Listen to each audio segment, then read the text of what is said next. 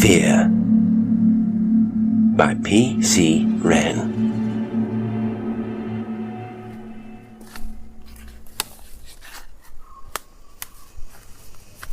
From the first moment I disliked the bungalow intensely. Nor had this feeling anything to do with the fact that it was dirty, derelict and tumble down, nor again that it was lonely, isolated, and obviously long uninhabited. It was the atmosphere, aura, the spirit of the house that was antipathetic, inimical. Even outside it, one had this feeling of an emanated antagonism. Inside, the feeling deepened, and one seemed conscious almost of warning, and then of danger, and finally, of threat. I was reminded of that remarkable and haunting line which, once he has read it, occasionally returns to the mind of the traveller in little visited and out-of-the-way corners of the earth. The place was silent and aware. Certainly, this place was silent, and undoubtedly one had an uneasy feeling of its awareness, of being watched, of being expected, and unwelcome. Not watched by human eyes, but by the place itself.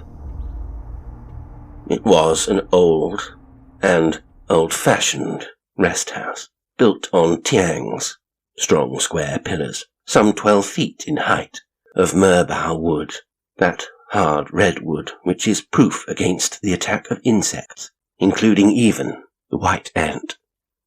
Mounting the flight of steps that led up to the platform on which the house was built, and entering the big central room, the thought immediately entered my mind that rest house was a misnomer. I felt quite certain that whatever else I got here, I should get little rest. One had frequently been in places which gave the impression that the genius loci was inimical. One had been conscious of the feeling, both in buildings made by hands and in places but rarely trodden by human foot, in certain swamps, canyons, dark forests, caves, and sun-blasted or wind-harried desert places. I have had this feeling strongly when spending a dark and lonely night in Angkor Wat, and again in the brilliant sunlight of a beautiful morning on top of the hill called Doi Wang Lek, a hill situated near Lamphun, some 30 miles from Chiang Mai, in the direction of Lampang in Siam. Doi Wang Lek means the hill which is the place of evil spirits, a fact of which I was unaware, or at any rate did not realize, until I had left it. But standing on top of the hill, which I had climbed in order to admire a view of the Lampang plain and the distant hills, I was suddenly conscious of an uneasiness, which was but little removed from fear. What caused the uneasiness, and of what I should be afraid, when mental discomfort and apprehensiveness deepened into fear, I had not the slightest idea. It had nothing to do with the fact that practically every tree looked as though it had been struck by lightning, which certainly was not the case. It was not that I heard any of those sounds which, in certain places, are perturbing, if not startling. It was not because the trees seemed to have been deserted by both birds and gibbons, in spite of the fact that all the surrounding jungle was alive with the gibbons, little spidery, long-armed, long-legged monkeys whose bewhiskered faces are so friendly and amusing, and whose call is musical yet so mournful. But the house. I am not psychic. I am not a nervous person, nor sensitive. I am not fanciful, superstitious, nor suggestible. But, like everybody else who is not an absolute clod, I have a sense of atmosphere, whether it be social or local, and never in my life, have I been so quickly or so strongly aware of an eerie and minatory atmosphere as in this abandoned rest house. Had it been possible, I would have marched on and left it to its loneliness and gloom, for I felt it was haunted, tragic, and evil. However, I had no choice. Here I was, and here for a period I must remain, for however unpleasant the place might be, to flee from it and return, the object of my journey unaccomplished, would have been more so. I should have felt ashamed of myself, also ridiculous, for how could I possibly explain that I had found the place, according to directions given me by kindly hosts in Walshkerok, had not entered into possession, but had simply fled, frightened away.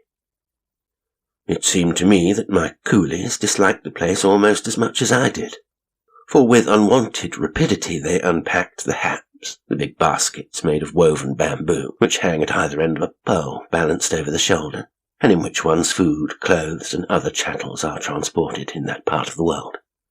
Nor did my jungle boy appear disposed to linger, when once he had set up my camp bed and served my dinner, a remarkably well-cooked and satisfying meal consisting principally of a stew of tinned meat, rice, alleged mushrooms, bamboo shoots, dough dumplings, chilies, and unidentifiable odds and ends, in view of the fact that my cook had, so far as I knew, neither materials nor apparatus for cooking. The effort was beyond praise. Having dined, I carried my collapsible chair out onto the veranda, lit a cigarette, and told myself not to be a fool, for I felt more uncomfortable, more lonely, more apprehensive than ever before in all my life. From where I sat, the moonlit jungle looked beautiful, but unfriendly, threatening, and the danger implicit in the threat was not from the leopard or the tiger. Generally speaking, this was one of the best hours of the day. The march completed, dinner eaten, and a pleasant tiredness enhancing the flavour of tobacco, and the enjoyment of a book. A good hour for the review of the events of the day, the making of plans for the morrow, an appreciation of one's good fortune in being far from the madding crowd, and the din of an increasingly clamorous civilization. The ocean, the desert, and the jungle are the last strongholds and resorts of peace. But here, there was no peace. Silence, so far as the jungle is ever silent.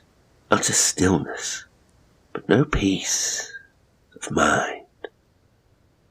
Decidedly, this was a bad place, or else I was going to be ill. It must be that. Fever, liver, and yet until I came within sight of this derelict house, I had been in perfect health. I had better go to bed.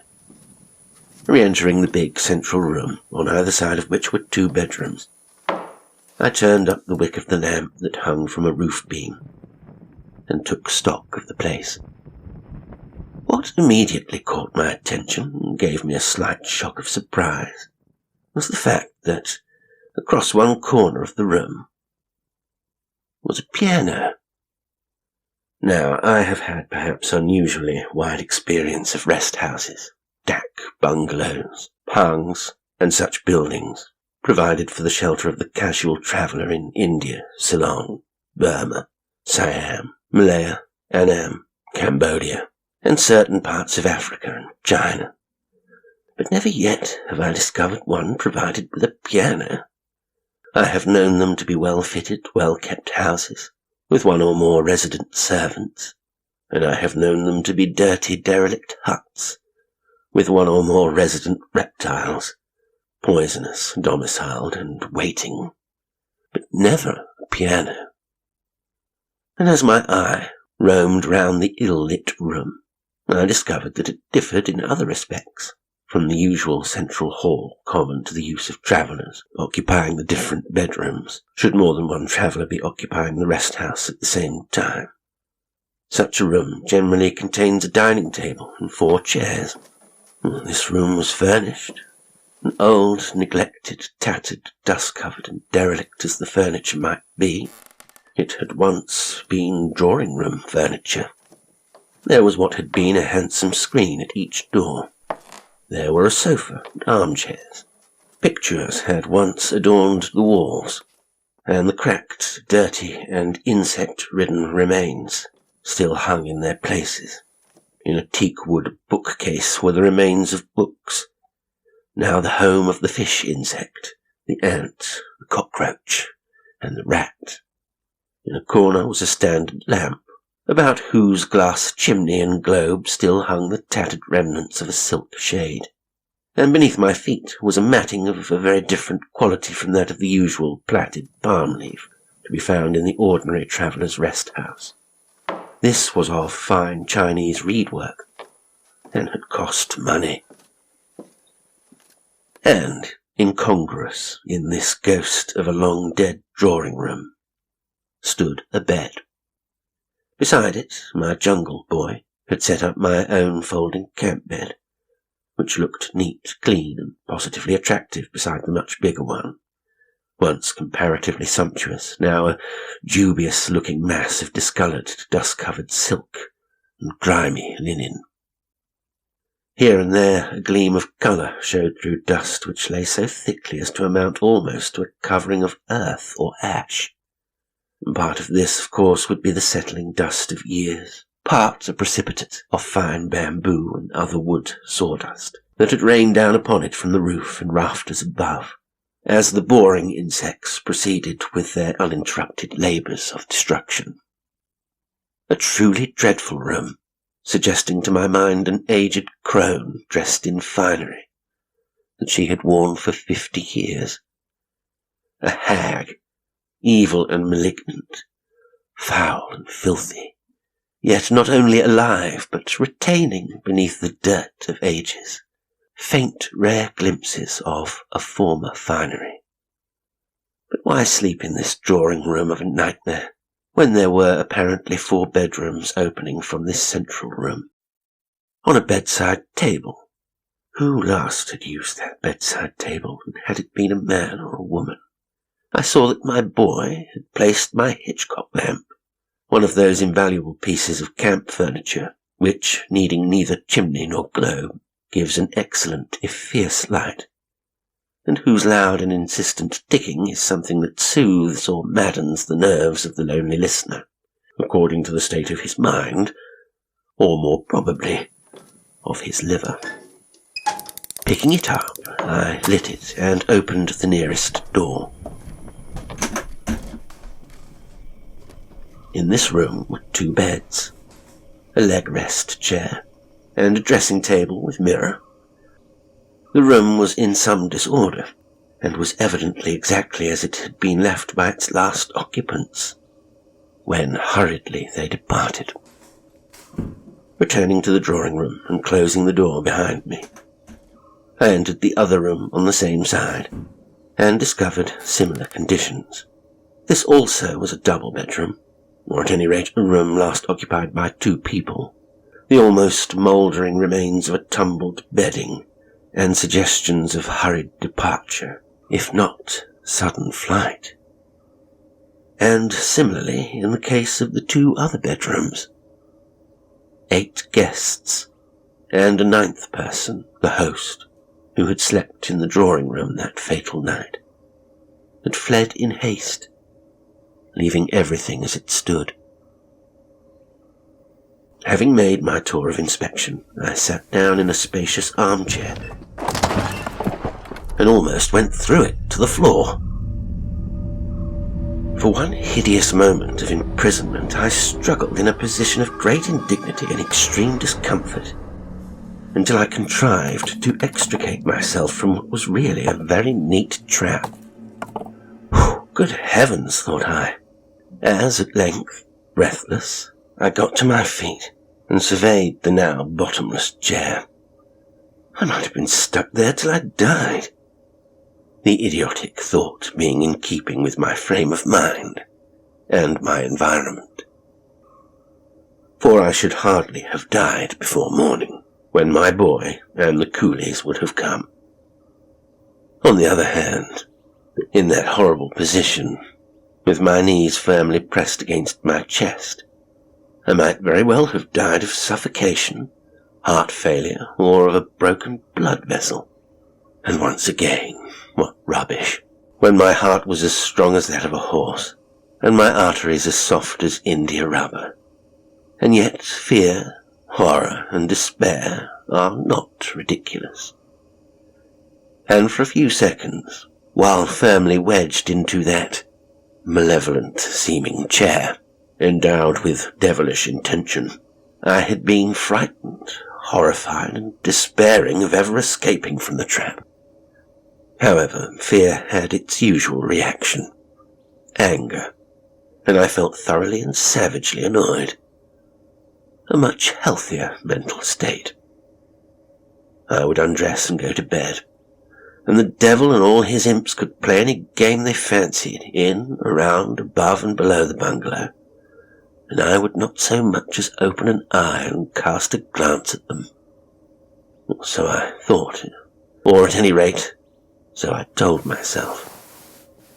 And raising the mosquito curtain, got into bed, tucked the edge of the curtain in, turned the light down very low, closed my eyes, and composed myself for sleep.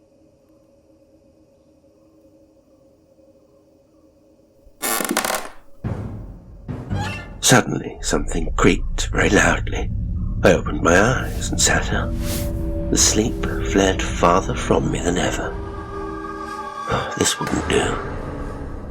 If I were going to jump up like that every time there was a creak, I should spend a restless night. But this had been no ordinary creak, and lest it should seem strange and unreasonable that one should differentiate between one creak and another, I will mention that the sound was precisely that which I myself had made in walking across the wooden floor. As I have said, the bungalow was supported upon tiangs, great posts which raised it some 12 feet above the ground, and the floor was of boards, one or two of which, probably owing to shrinkage in dry weather, after being swollen during the rains, creaked quite audibly when trodden on, somewhat as do the stairs in all old houses.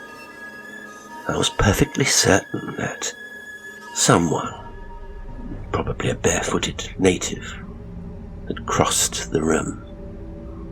Hastily pulling out the linen border of the mosquito curtain from under the thin mattress of the camp bed, I turned up the lamp.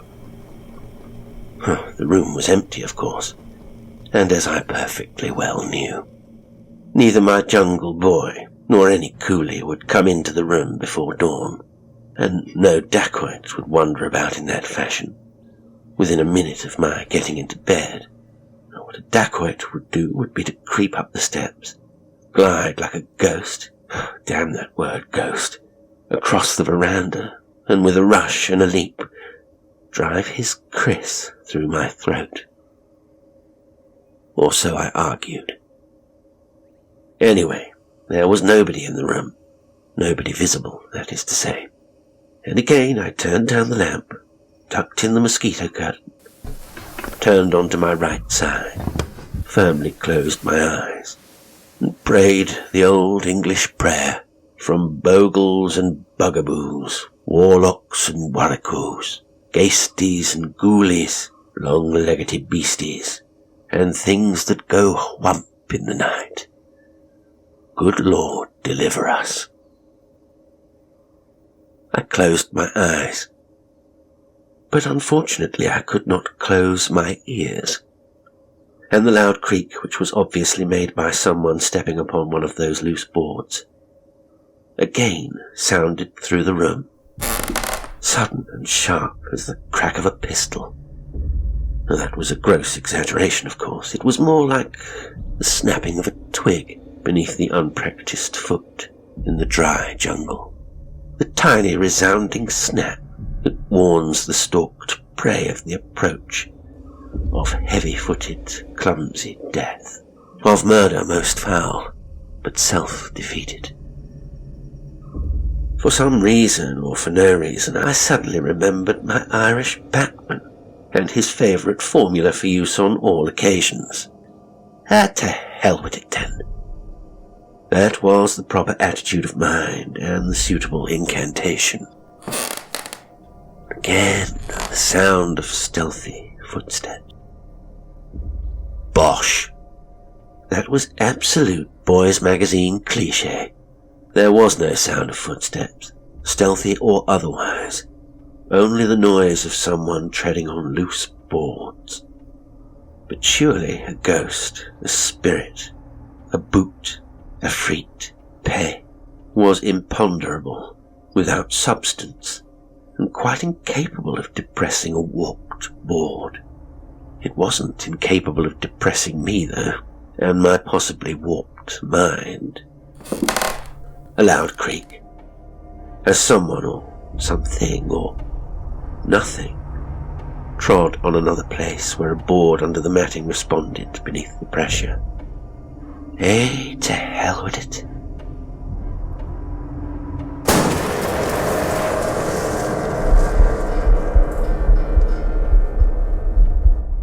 And then, almost with a shriek, I again sprang bolt upright, for a pair of giant hands, with fingers spread from end to end of the keyboard, crashed down upon the keys of the piano, bringing forth a terrific and hideous cacophony, a horrible jangling discord, discernible through which were the sounds of breaking wires. Good God, angels and ministers of grace defend us.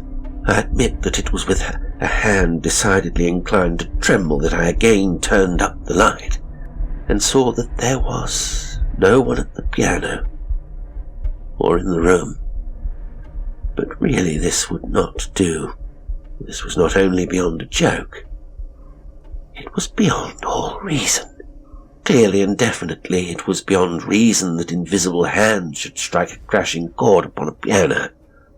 I'm sure there are brave men who would have said, "Tut, tut," possibly have walked to the piano, played a hymn tune, Eternal Father strong to save perhaps, and returned to bed the better for the performance.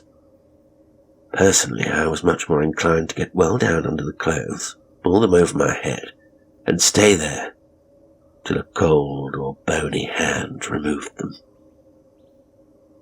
What I did do was to sit and stare, wide-eyed and open-mouthed, while I burst into a cold sweat and tried to find rational explanation for this astonishing, and indeed in that place, at that hour, appalling phenomenon. The creaking of the loose boards I could explain away, more or less, in point of fact very much less satisfactorily, by remembering how furniture creaks, and indeed bangs occasionally in old houses in the middle of the night.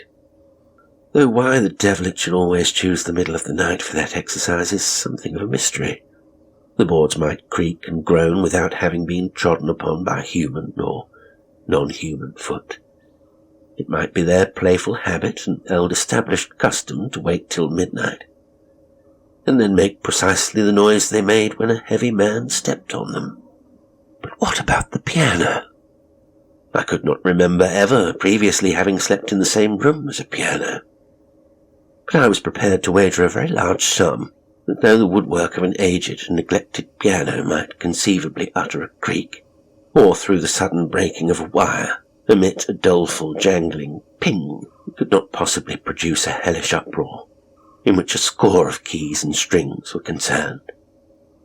I was prepared to admit that in the lonely stillness of the most ordinary drawing-room, in the most commonplace bungalow, the piano, through the slipping of a wire, might make one unmusical sound, but it was inconceivable that it should make 100 hideous, jangling noises. Cursing my cowardice, I turned the light right out. Staring into the darkness, I could see nothing, and this is not so much a statement of the obvious as it sounds, for the darkness was not complete, not that darkness as of black velvet.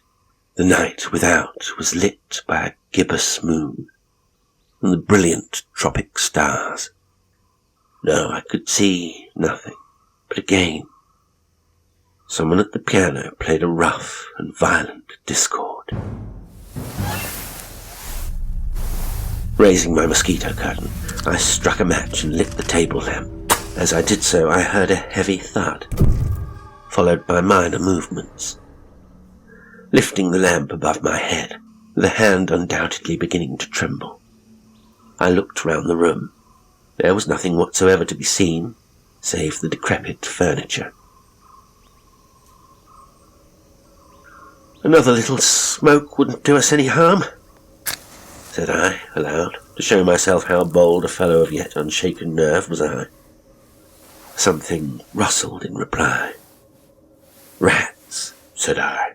"Rats," and this can be taken as a reference to rodents, or as a derisive ejaculation, which statement made solemnly and aloud showed me that whatever I might pretend, I was nervous.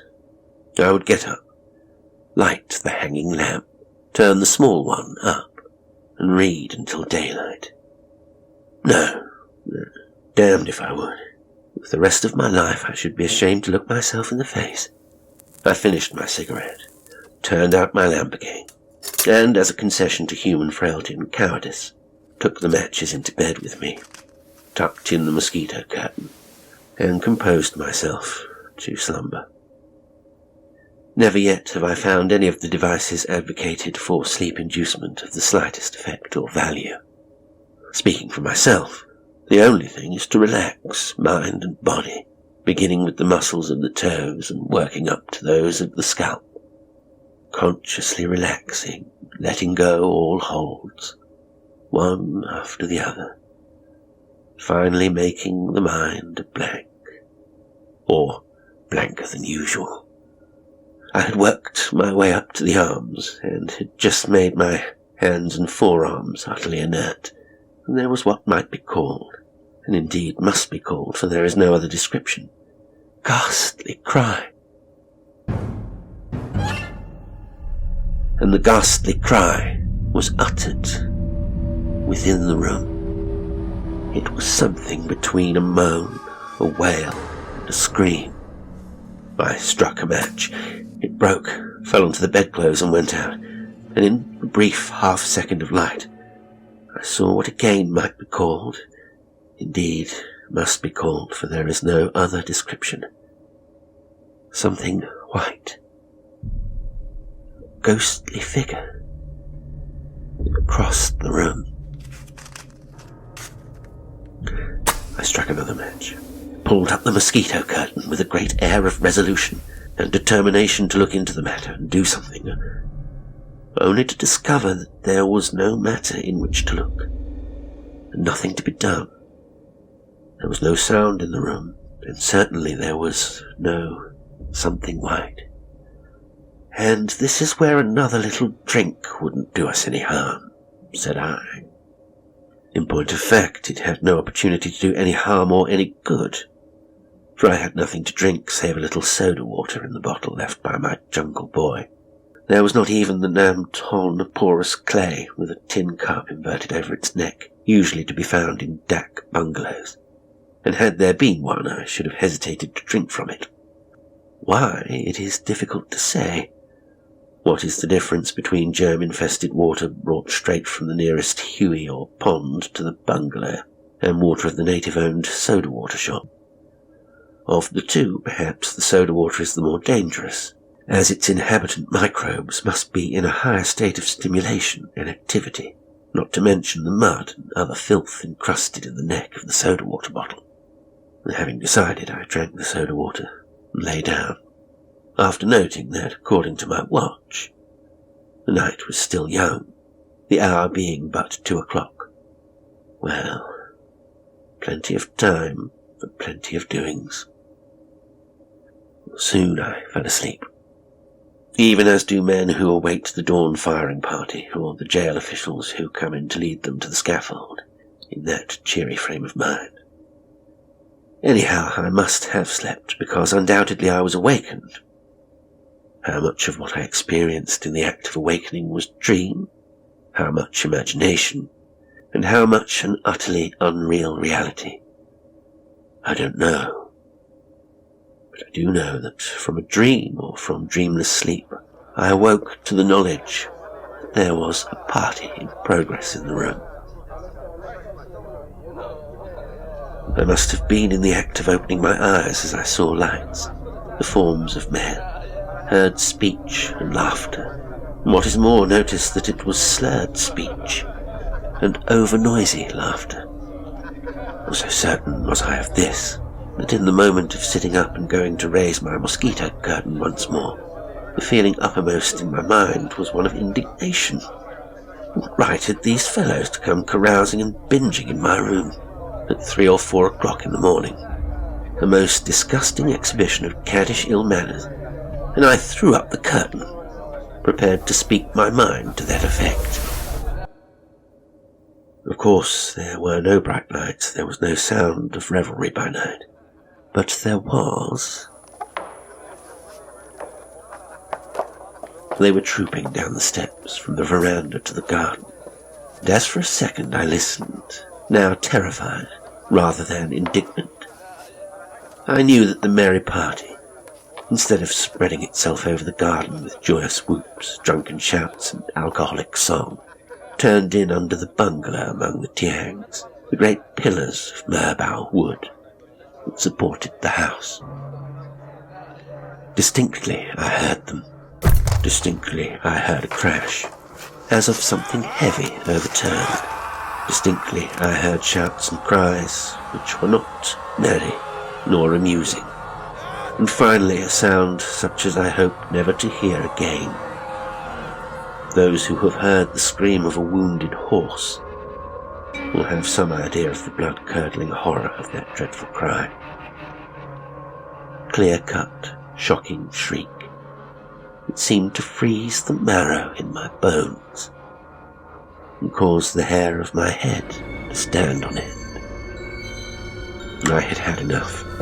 Getting out of bed and pulling on my boots, I lit the Hitchcock lamp, turned it up until its flame was as high as it would go, and was thankful for its steady brilliance, and the fact that it needed neither globe nor chimney, which might have blackened and broken and obscured the light. And holding high my lamp, I crossed the veranda, descended the steps, and boldly, yes, boldly, I plunged into the midst of whatever might be happening in the pillared gloom of the dreadful place beneath the bungalow. For it was dreadful, not because of anything that was there, but because there was nothing there. No sign or sound of human being, animal, ghost, or spirit briefly incarnate, save for the fact that it had no outer walls. The place was like a crypt. The big balks of timber that supported the house, suggesting Norman pillars of stone, several feet above my head, were the boards of the floor of the room from which I had just come. Beneath my feet was what had been hard-beaten earth, now in parts thinly covered by sickly weeds. No sign whatsoever of human visitation or occupation was there, save the collapsed timbers of what had been a big packing case. I was defeated, and promptly and willingly admitting defeat, fled from the place, mounted the steps, and re-entered my bed drawing room. And compared with the cellar-like place beneath the house, this horrible and haunted room seemed almost attractive, for inimical as was its atmosphere, it was not as fear-compelling as the other. Here above I felt fear. There below I felt a horror and terrible, fearful beyond fear.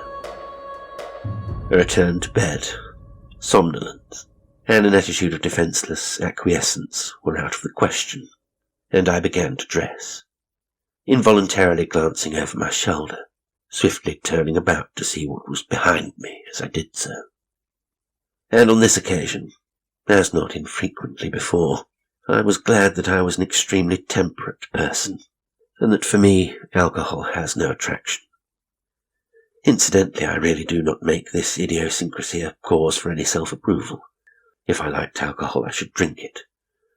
I was glad, because all that I had heard and the little I had seen really had been heard and seen. Well, there was no question of it. It was no alcohol-induced or drug-begotten fantasy. I had heard sounds when wide awake, as widely awake as I was now, doing up my buttons. True, I had awakened suddenly to see lights and hear sounds that might have been part of a dream, but I felt absolutely convinced that they had also been part of waking experience. Well, there are more things in heaven and earth, and whether I had been imagining things, dreaming dreams and seeing visions or not, one thing was certain: nothing on earth, absolutely nothing, would induce me to spend another night in this place. Nay, nor another hour more than was necessary for my getting away from it.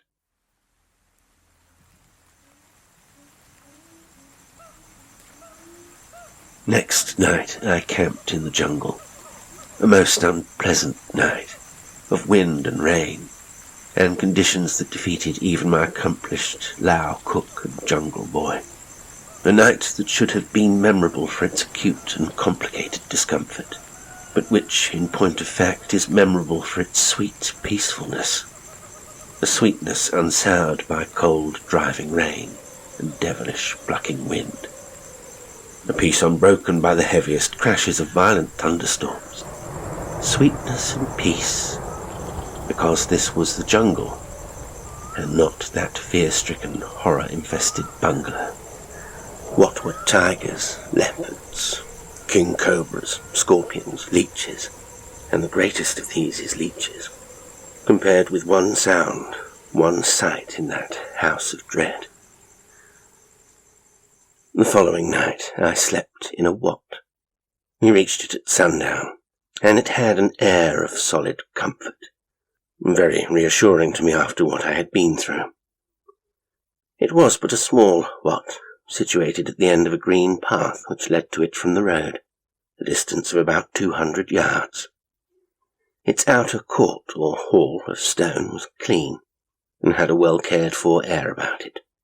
This outer hall had no walls, and its stone roof was supported on 4 heavy stone pillars. Near the entrance was an ancient, sacred bow tree, whose branches were so heavy that each one had to be supported by a pole resting on the earth. The wat was empty, save for one pugni in a yellow robe, who was chanting before the stone image of Buddha, and he took no notice of me, until, presently departing, he gave me the usual greeting of "Sabaiga," "Are you well?" To which I answered the usual "Sabai," "Quite well." In front of the enormous effigy of the Buddha were arranged the heterogeneous collection of offerings, which are usually to be found in these wats, and which never cease to astonish one, by reason of their strange variety. There were stone jam jars containing dead flowers, cheap alarm clocks, such as are found in the village shops in England, bunches of dry flowers, brightly coloured feathers, celluloid or glass balls, bits of coloured china, tin, and enamel mugs. There were also numerous candles, stuck in the melted wax of others, long since burnt out. These candles are only lit at festival times, when the villagers come to make their offerings. Here, in this place, was peace, for over it brooded the spirit of the Buddha, beneficent, well-wishing, and the pious founder of the temple had been one who fain would acquire merit. In it I slept peacefully. On the next day, my boy, leading our little party, suddenly turned aside and took a path even narrower and fainter than that on which we were. Some little distance down this path was a bamboo pang, or sala, built in a clearing in the jungle. It is not unusual to find these shelters in various parts of the dense forests. They are quite unfurnished and empty. and may be used by any passing traveller who happens to know where they are situated. The walls and floor are made of split bamboo. While perfectly strong and adequate, the bamboo floor is apt to be rather disconcerting when one walks on one of them for the first time, for it springs up and down with every movement, and it is difficult to keep one's balance until one becomes accustomed to the feeling of walking on springs. This particular barn was very charmingly situated. Behind it rose a steep hillside, covered with small teak trees, which were in flower. There were also many shrubs with leaves of various shades of red and gold. In front of the barn was the clearing, beyond which were the tall trees of the forest, and growing up one side of the shelter itself was a thick bush of the pale pink Honolulu creeper, which someone had at some time or other planted there. Here again I slept in peace, and on the following night reached the house of an American medical missionary. The Reverend Dr. Gates proved to be a most interesting man, the soul of hospitality, as unlike the missionary of nitwit fiction as a man could be, and most definitely a doctor, an ethnologist, botanist, zoologist, and general scientist, long before he was a parson. When purely for the sake of making conversation, a thing that at first has to be made when one meets a man who has not spoken his own language for months or years, I somewhat fatuously asked him if he had made many converts. He somewhat disconcertingly replied, "Converts to what?" and later admitted modestly that he had possibly converted a few wild was to tameness, a few Karens, and possibly one or two arboreal moes to elementary ideas of hygiene and handicraft. Anyhow, shy jungle folk came to him with their wives and other troubles, realizing that his methods of accouchement were better than those of their own witch doctors, who did not invariably get the best results from their method of roasting the expectant mother before a large fire in the jungle. After an excellent dinner that night, we settled down to talk, and, having lived long enough to know, when the most successful conversationalist is he who uses his ears far more than his mouth, I got the doctor to tell me of his life work, and when the good doctor at length fell silent, after apologizing for having talked so much, and I had told him it was the best talk I had had for years, I introduced the subject that even so was uppermost in my mind. "Do you believe in ghosts, Doctor?" I asked as he stuffed his pipe. "Ghosts?" he laughed. "Depends entirely on what you mean by ghosts. I haven't an unshakable belief in the chain-rattling figure of the wicked Sir Giles who crosses the moonlit hall at midnight, nor much in the Grey Lady who is discovered sitting in costume in the music room at sunset on St. John's Eve." "Why? Do you believe in ghosts?" "It depends entirely on what you mean by ghosts," I smiled. "I didn't believe in any sort or kind of ghost until last Monday night. Now I may have to do so." Last Monday night, let's see, 4 marches back. Ah! That means the abandoned bungalow just over the border, the one they tried to turn into a rest house. Stayed a night there, did you? What happened? Oh, a lot of funny things. Well, first of all, a ghost walked up and down the room in the silence and the darkness, breaking the stillness of the night by causing the boards to creak beneath his weight. "The weight of a ghost," smiled the doctor. "Weight or something," I said. "Well, deal with that first. Suppose a leopard came in and padded to the end of the room and back, looking for your dog, as they do. I should have smelt it. Probably. I should have heard its claws on the boards. One doesn't, in point of fact," said the doctor, and from the way in which he spoke, he had evidently been in the same room with the leopard and darkness by night. Anyway, we needn't go as far as that. The boards creaked and groaned as the temperature fell, or more likely still, as they imperceptibly moved back into place after your weight had rested on them. I nodded. Pass up. Next thing. Something, probably not a leopard, came and played the piano. Recognize the tune? No, there was no tune. It was a god-almighty, crash, as though some giant had suddenly struck every key in 3 octaves simultaneously, and so hard that some of the wires broke. Yes, very disturbing in the middle of the night, and admittedly not a leopard. I'll tell you what happened. Oh, thank you, said I, perhaps a shade skeptically. An iguana fell from a horizontal roof beam, full length, onto, and as it happened, exactly parallel to the keyboard. Yes, I admitted. That would serve. Do iguanas get up in the roof? I asked. Not that I know of, admitted Dr. Gates frankly. But there's a mighty big lizard. They call it the gull up here. What, the Siamese Toktor? I asked. A bit bigger, said Gates. Though I don't know that I've ever seen one that would cover 3 octaves on the piano. The snake could, of course, he added. Yes, I mused. But it would be funny if a snake fell rigid in a straight line like that, wouldn't it? Extremely funny, except for the person who was there listening to it, admitted Gates.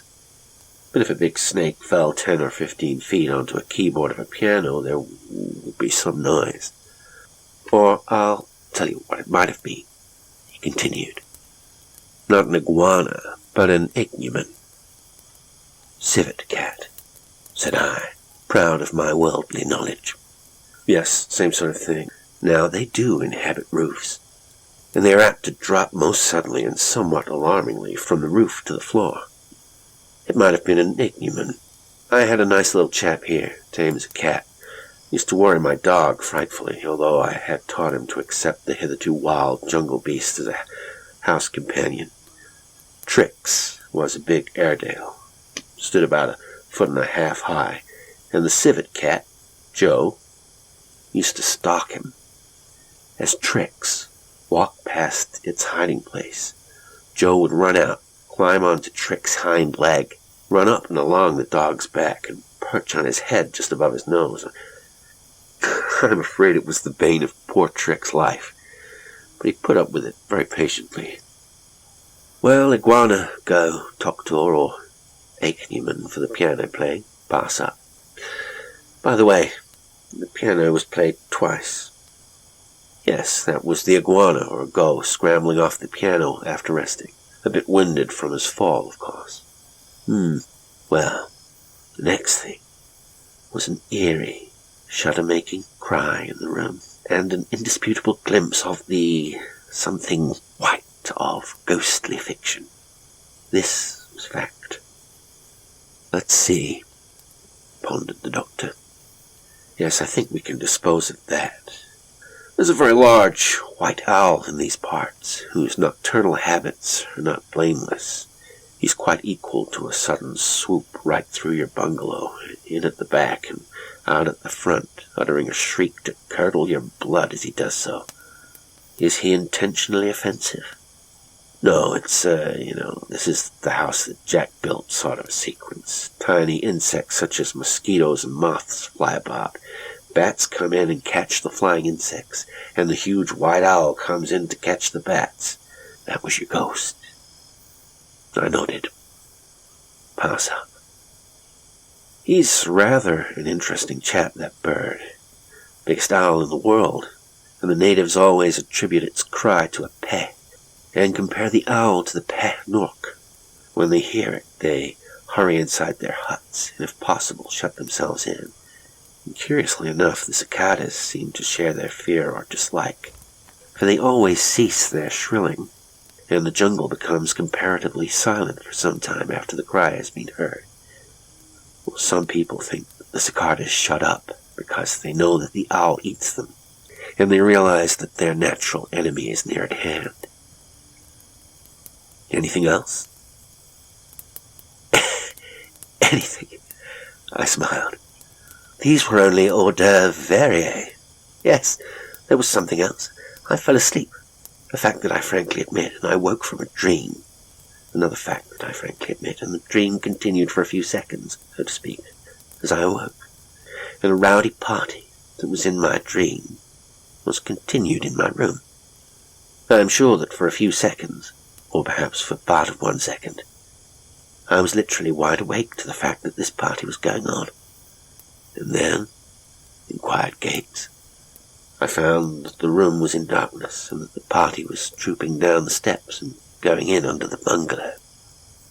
Dr. Gates eyed me steadily. Explanations, please? I smiled.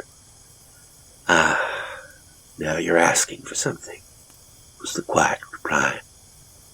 Haven't you something else to tell me? Well, only that I lit my lamp, got up, pulled on my boots, and went down to investigate. Good for you, said Gates. I know exactly how you felt. But what I meant was, haven't you something else to tell me about the, party? No. Oh, yes, of course. Above the laughter and the voices, I distinctly heard it crash. Sort of noise made by an Elmira falling down on its face. Exactly. Yes. And then a most appalling scream. The most utterly dreadful sound I've ever heard in my life. Yes, agreed Dr. Gates. And I say agreed advisedly, for obviously he had been expecting me to say just what I had said. I might, of course, produce the pay knock to account for the scream, but I won't. What is it? Why not? I asked. What is it? The pay knock is probably the bird I mentioned just now. It must be a bird. Nobody has seen it, but all jungle dwellers have heard it. I rank myself as a jungle dweller, and I have heard it.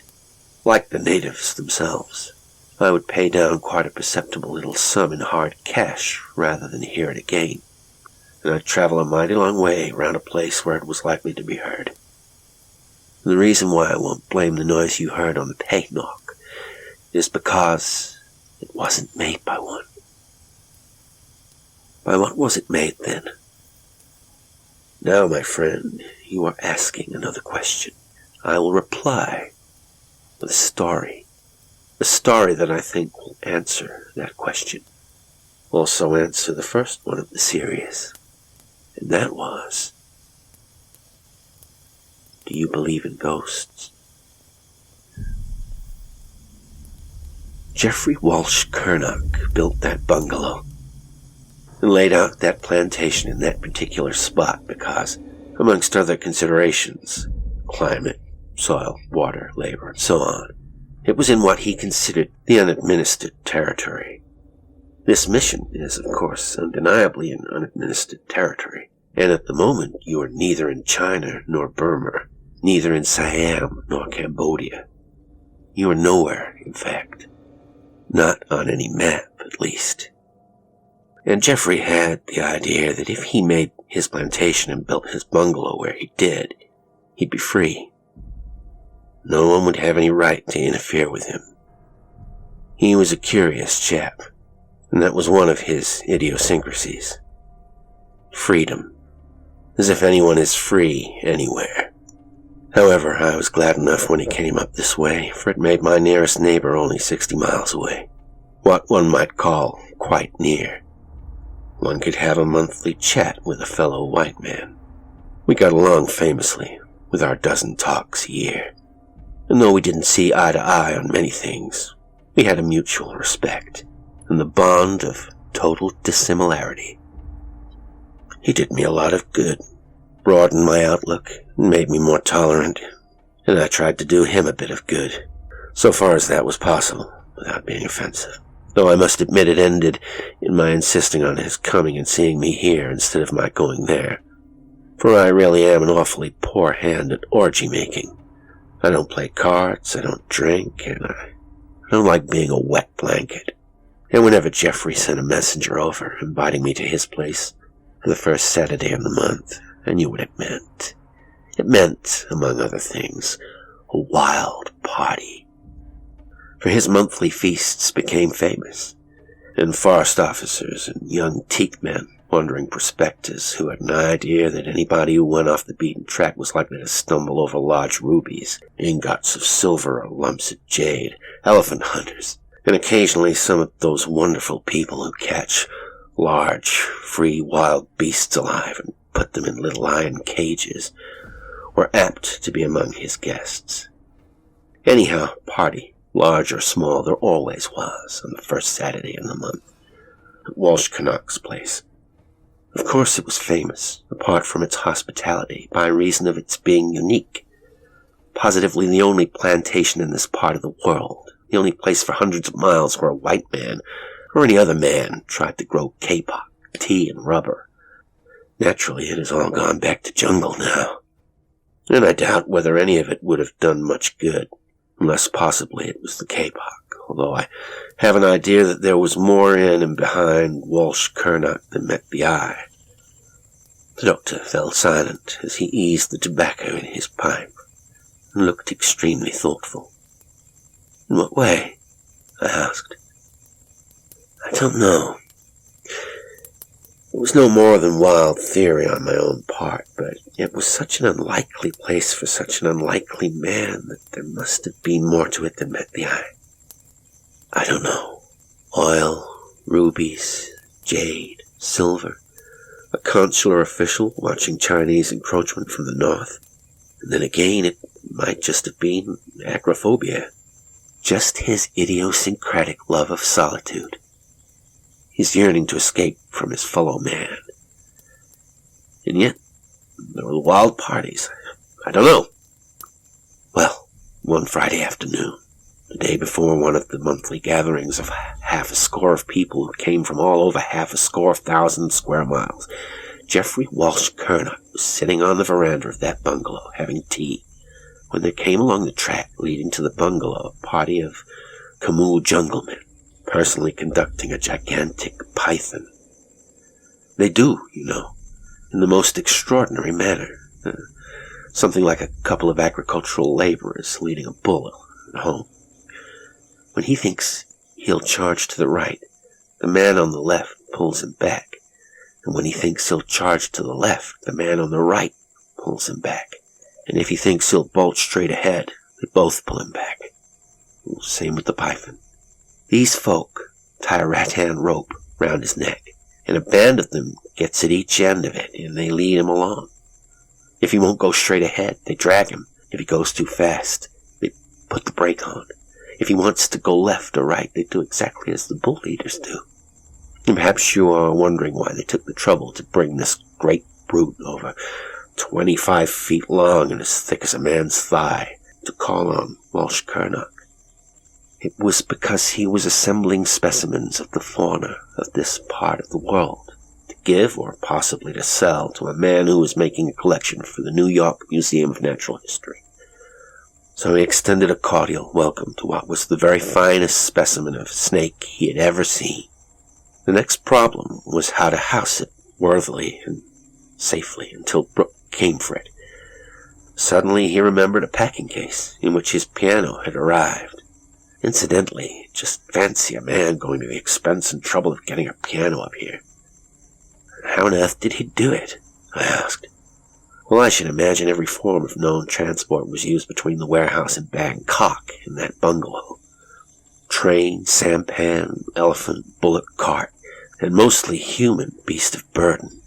That piano must have come on men's heads through swamp and jungle, over hill track and forest path, like a stag beetle carried by ants.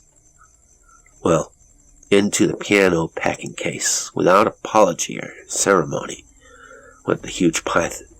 A big stone was placed on the lid. Khmu coolies then being handsomely rewarded with a 5 satang piece, about a penny each. Geoffrey returned to his tea, nor we may imagine did he give the snake another thought until at the height of the party next night, when the champagne dinner finished, It was always champagne for the guests at Geoffrey's monthly party, and the brandy and soda flowing. The devil put it into somebody's mouth to say, "If you drink much more, Jeff, you'll be seeing snakes." They had been amusing themselves by trying to snuff a burning candle standing on the veranda rail at 20 paces, with revolvers fired from the back of the room, when Walshkerok, who had been very successful, asked if anyone would let him shoot the candle off the top of his head. You know, like William Tell in The Apple.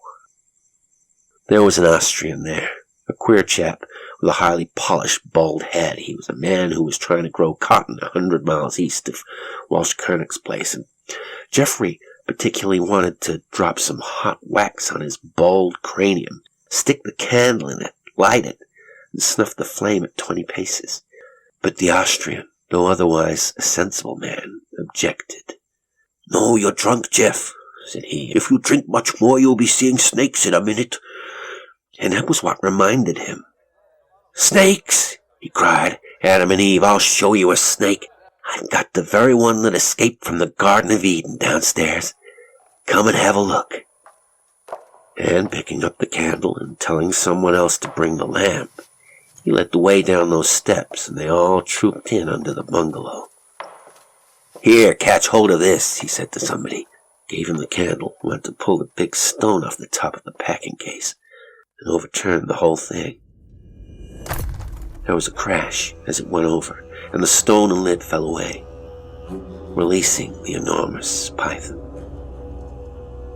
Before that lot of drunken and half-drunken and wine-excited young men knew it, that 25 feet of immeasurable, deadly strength was among them. The man holding the lamp, backing away, fell over the stone, dropping the lamp as he did so. The lamp went out. The man who held the candle fled for his life, and as the rest turned, shouting, scrambling, stumbling in the pitch darkness, bumping into the Tiangs, they heard a scream that curdled their blood. It was one of them who told me all this, and I shall never forget the phrase he used. It was a shrieking scream of agony and fear. It seemed to rend the very fabric of the night with a gigantic tearing sound that pierced one's eardrums. He wasn't an Englishman, as you may imagine. The first man who returned with a light held above his head saw Geoffrey Walshkerok bound to one of the 12-foot Tiangs by a gigantic rope, a living rope, the python, whose open mouth and coldly glaring eyes hovered a few inches from those of its victim, its crushed and mangled victim, in whose body every single bone was broken 12 times. Yes, I heard every detail of the whole affair from an eyewitness, the man who saw him in the serpent's coils. He came straight here, just as quickly as he could travel him, and I had to nurse him for quite a while before he was fit to take up life again. He sat a while in silence. "Before I leave this place, if I ever do," said Dr. Gates, "I shall come to believe that I too was an eyewitness, instead of only an ear witness of what happened that night." "A what?" "An ear witness, like yourself. The night I slept there, I heard exactly what you did. I don't mean the creakings of the dry floorboards, nor the falling of the lizard onto the piano, and the hooting of the owl, but the laughter, the descent to the place beneath, the brief hubbub, and then the cry." "Do we believe in ghosts, you and I, Doctor?" I asked. No, of course not. Aren't we rational, sensible men? We each dreamed a dream, a nightmare rather, and were wakened by the scream of the painhawk. Quite so, I agreed. Obviously. But tell me, what was your chief, essential, fundamental sensation? Your real mental reaction to that bungalow? Fear. Soul-shaking, mind-enfeebling, body-devitalizing fear, he replied. Mine too, I admitted. There, I really knew fear.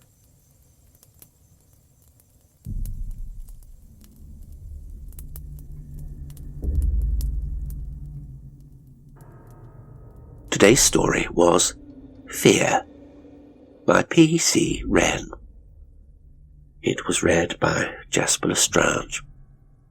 I hope you enjoyed it, and until next time, sweet dreams.